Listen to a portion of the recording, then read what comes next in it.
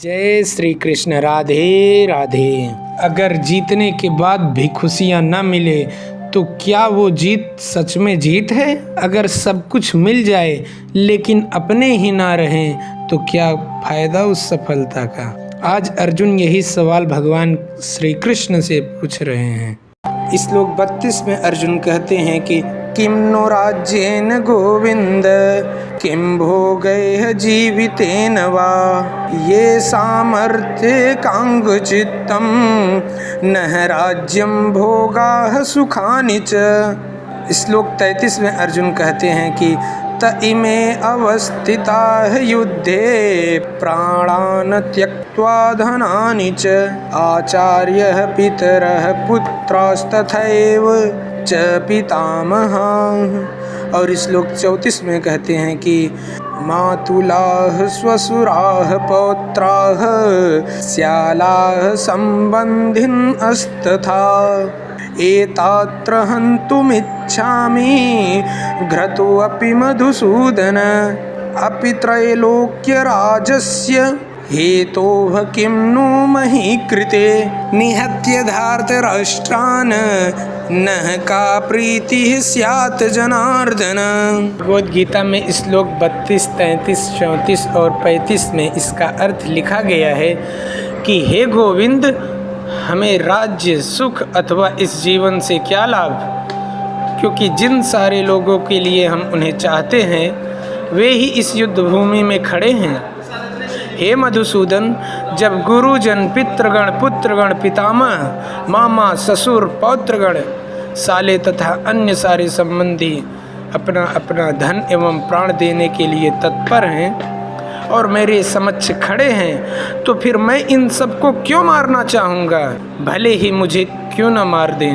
हे जीवों के पालक, मैं इन सबों से लड़ने को तैयार नहीं, भले ही बदले में मुझे तीनों लोग क्यों न मिलते हों, इस पृथ्वी की तो बात ही छोड़ दें। भला धृतराष्ट्र के पुत्रों को मारकर हमें कौन सी प्रसन्नता मिली। और इसका तात्पर्य लिखा गया है कि अर्जुन ने भगवान कृष्ण को गोविंद कहकर संबोधित किया, क्योंकि वे गौओं तथा इंद्रियों की समस्त प्रसन्नता के विषय हैं। इस विशिष्ट शब्द का प्रयोग करके अर्जुन संकेत करता है कि कृष्ण यह समझे कि अर्जुन की इंद्रियां कैसी तृप्त होंगी, किंतु गोविंद हमारी इंद्रियों को तुष्ट करने के लिए नहीं है।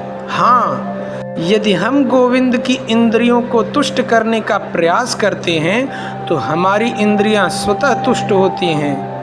भौतिक दृष्टि से प्रत्येक व्यक्ति अपनी इंद्रियों को तुष्ट करना चाहता है और चाहता है कि ईश्वर उसके आज्ञा पालक की तरह काम करे, किंतु ईश्वर उनकी तृप्ति वहीं तक करते हैं जितनी कि वे पात्र होते हैं, उस हद तक नहीं जितना वे चाहते हैं। किंतु जब तक कोई इसके विपरीत मार्ग ग्रहण करता है, अर्थात जब वह अपनी इंद्रियों की तृप्ति की चिंता न करके गोविंद की इंद्रियों की तुष्टि करने का प्रयास करता है, तो गोविंद की कृपा से जीव की सारी इच्छाएं पूर्ण हो जाती हैं। जहां पर जाति तथा कुटुंबियों के प्रति अर्जुन का प्रगाढ़ स्नेह आंशिक रूप से इन सब के प्रति उसकी स्वाभाविक करुणा के कारण है, अतः वह युद्ध करने के लिए तैयार नहीं है।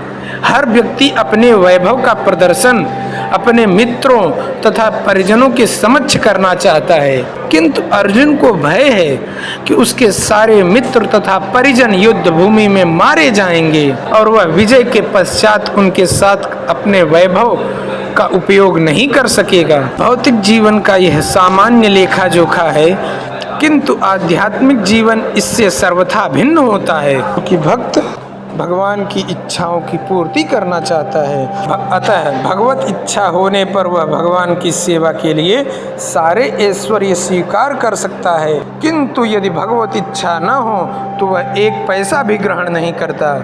अर्जुन अब संबंधियों को मारना नहीं चाह रहा था, और यदि उनके मारने की आवश्यकता हो तो अर्जुन की इच्छा थी कि कृष्ण स्वयं उनका वध करें। इस समय उसे यह पता नहीं है कि कृष्ण उन सबों को युद्ध भूमि में आने के पूर्व ही मार चुके हैं और अब उसे निमित्त मात्र बनना है। इसका उद्घाटन अगले अध्याय में होगा। भगवान का असली भक्त होने के कारण अर्जुन अपने अत्याचारी बंधु बांधवों से प्रतिशोध नहीं लेना चाहता था, किंतु यह तो भगवान की योजना थी कि सबका वध हो। भगवत भक्त दुष्टों से प्रतिशोध नहीं लेना चाहते, किंतु भगवान दुष्टों द्वारा भक्त के उत्पीड़न को सहन नहीं कर पाते। भगवान किसी व्यक्ति को अपनी इच्छा से क्षमा कर सकते हैं, किंतु यदि कोई उनके भक्त को हानि पहुंचाता है तो वे उसे कभी क्षमा नहीं करते। इसलिए भगवान इन दुराचारियों का वध करने के लिए उद्यत थे, यद्यपि अर्जुन उन्हें क्षमा करना चाहता था। अब इसे आज की जिंदगी से जोड़िए। कितने लोग हैं जो पैसे के लिए रिश्ते तोड़ देते हैं, जमीन के लिए भाई से लड़ जाते हैं, करियर के लिए परिवार छोड़ देते हैं, अहंकार के लिए संबंध खत्म कर देते हैं, और जब सब कुछ पा लेते हैं तो समझ आता है जिसके लिए लड़ रहे थे वो तो अब साथ ही नहीं है। अर्जुन का दर्द यही है, वो युद्ध नहीं रिश्तों की कीमत समझ रहे हैं। हम भी कई बार सोचते हैं प्रमोशन मिल जाए बस फिर खुश रहूँगा, घर बन जाए फिर शांति मिलेगी, लेकिन अगर उसी चक्कर में माँ बाप दूर हो जाएं, दोस्त छूट जाए, परिवार छूट जाए तो वो सफलता किस काम की। अर्जुन पूछ रहे हैं ऐसी जीत किस काम की जिसमें अपने ही ना रहें। यहाँ अर्जुन का मन मोह में है, वो रिश्तों को ही जीवन का अंतिम सत्य मान रहे हैं, लेकिन गीता आगे सिखाएगी रिश्ते महत्वपूर्ण हैं, लेकिन धर्म और कर्तव्य उससे भी ऊपर है। भावुकता और कमजोरी अलग चीज है। तो सवाल ये है, क्या अर्जुन सही है? क्या रिश्तों के लिए कर्तव्य छोड़ देना चाहिए, या कृष्ण उन्हें कुछ और सिखाने वाले हैं? अगले श्लोक में अर्जुन और गहराई में जाएंगे। अगर आप सच में गीता को समझना चाहते हैं तो अगला भाग जरूर देखें। जय श्री कृष्ण। राधे राधे।